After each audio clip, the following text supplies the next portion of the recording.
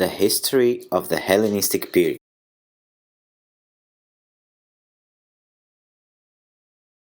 Alexander sought his leadership skills from a very early age.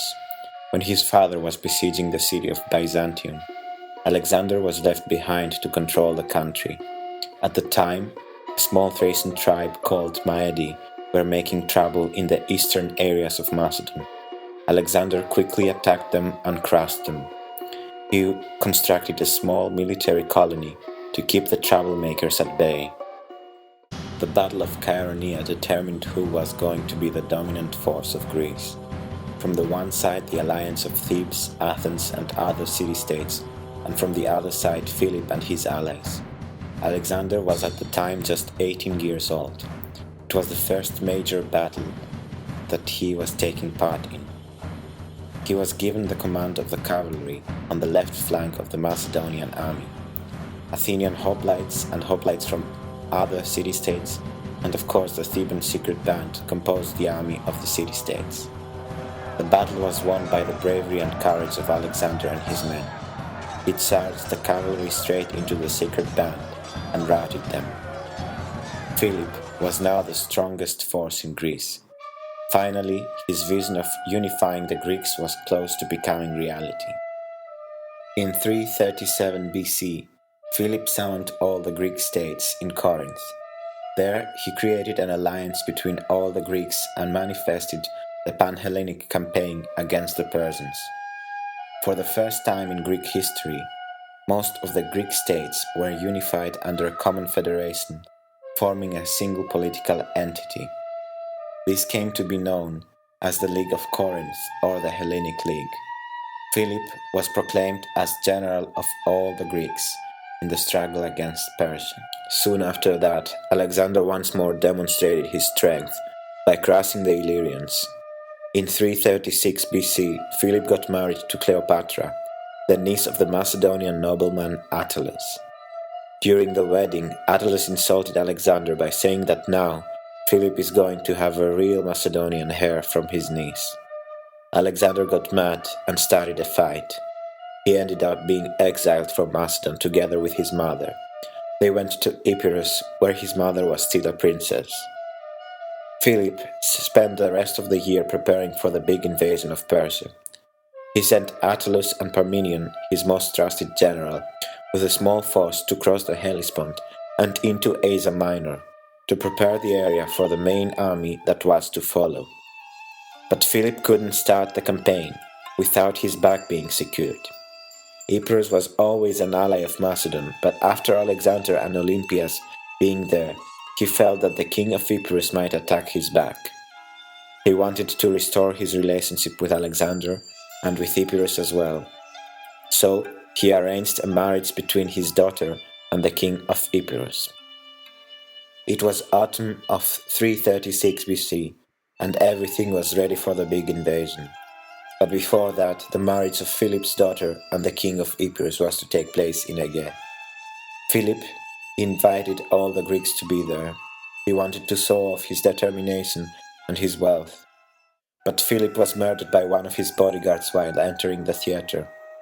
The man who in 20 years had turned Macedon from a forgotten kingdom into the strongest part of the Greek world and had united the Greeks was now lying dead.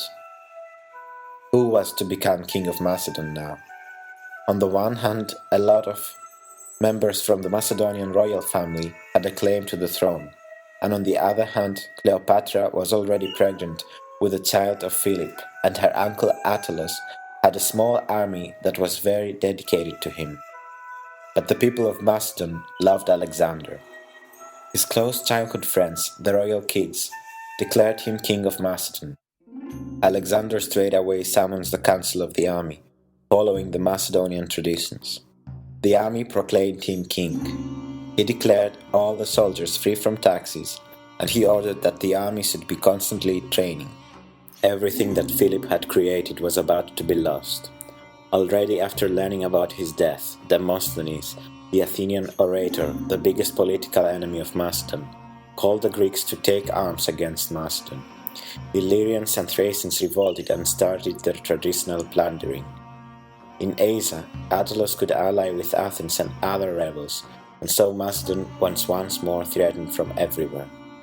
The friends of Alexander advised him that he shouldn't risk everything, and that for now he should restore his relationship with Attalus, unite the army, and give presents to the barbarian kings to pacify them and stabilize the situation. But Alexander was a totally different person. He sentenced Attalus to death and sent Hecateus with a small force to Asia Minor to unite with Parmenion and bring back Attalus dead or alive. Him and the main army was to quickly charge towards the south and surprise the Greek city-states before they were prepared to fight him back. Thessaly surrendered immediately, and the Thessalians gave Alexander their cavalry, which was the best in the Greek world. Alexander went on, and in Thermopylae he summoned the city-states of central Greece to renew their agreements with him. Athens, Thebes and Sparta didn't send any ambassadors at Thermopylae. Alexander marched on to Thebes, and the Thebans surrendered immediately as well. Hearing that, the Athenians panicked, and all of them were closed inside their city walls, together with their cattle and their belongings. Then they sent ambassadors to Alexander, and he forgave them for their foolishness. He then summoned all the Greeks in Corinth and renewed the Corinthian League.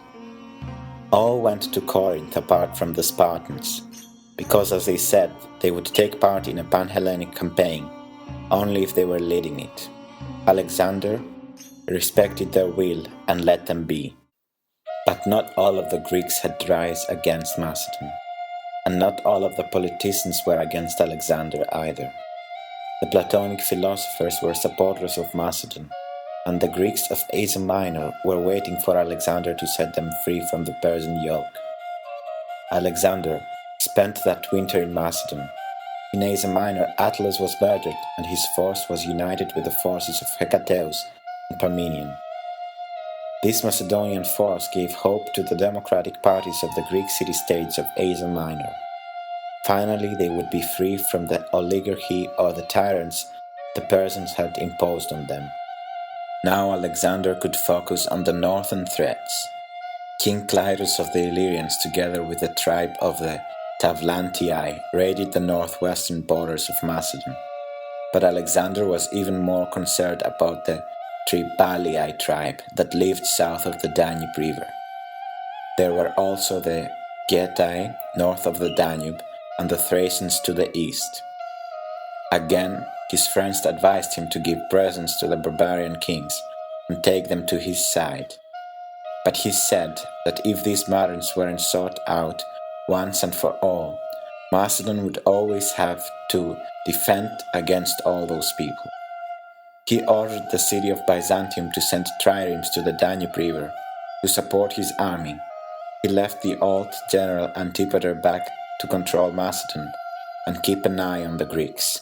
Alexander's force was consisting of 3 to 4 cavalry squadrons, 1,500 riders in total, the Agema, the king's personal bodyguard, the Hypaspes, as well as the phalanx of Cyanus, the phalanx of Perdiccas, and the phalanx of Amintus, supported by 2,000 archers and Agrianian skirmishers. The force also had war engines. The force was around 20,000 men in total. He started his campaign from the city of Amphipolis and marched east to Philippi. There he turned north to face the Thracians. After 10 days of marching, he reached Mount Haemus. On the surrounding hills, independent Thracian tribes had gathered to try and stop his march north. They had their carriages lined up and ready to push them down towards the Macedonians. Because of their superior location, they thought they could win. Alexander ordered the phalanx to charge up the steep hillsides and to form a sealed wall or open up their ranks every time the Thracians threw carriages at them. And so it happened. He also ordered the archers to go to the sides of the phalanx and start shooting down the Thracians. Soon the phalanx was on top of the hill. Alexander also charged with the Hypaspes and the Agrianians. The Thracians broke and fled deep into the mountains. 1,500 Thracians were lying dead. the Tribalii left their land and together with their families and their belongings, fled to a little but well-defended island in the middle of the Danube River. After 3 days' march, Alexander was already in the land of the Tribalii and was heading for the Danube. A small force of barbarians was sent to encircle Alexander on his way to the Danube, so Alexander momentarily turned back and crushed this force. 3,000 of the Tribalii lost their lives. After 3 days of march, Alexander reached the Danube. The Byzantine ships were already there waiting for him. On the north side of the river, the Getae with their king had gathered a force of 4,000 cavalry and 10,000 infantry, and had fortified themselves in a small town near the river. Alexander's plan was to take control of both sides of the Danube and so encircle the Tribalii.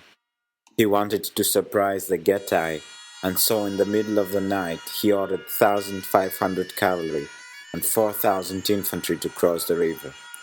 The wheat at the time was very high and so provided the perfect cover for the Macedonians. Around dawn, the first Macedonian troops came out of the wheat fields. Alexander charged with the cavalry, and to his side the phalanx under the command of Nicanor. The Getae didn't expect this attack, and so they broke in total panic and ran away towards the inland. Alexander didn't even lose a man. The Tribalii lost all hope and surrendered to Alexander. Danube was the perfect northern natural border for Alexander. He wasn't interested in going north for now. He sacrificed to Zeus' savior, Hercules, and the Danube River itself.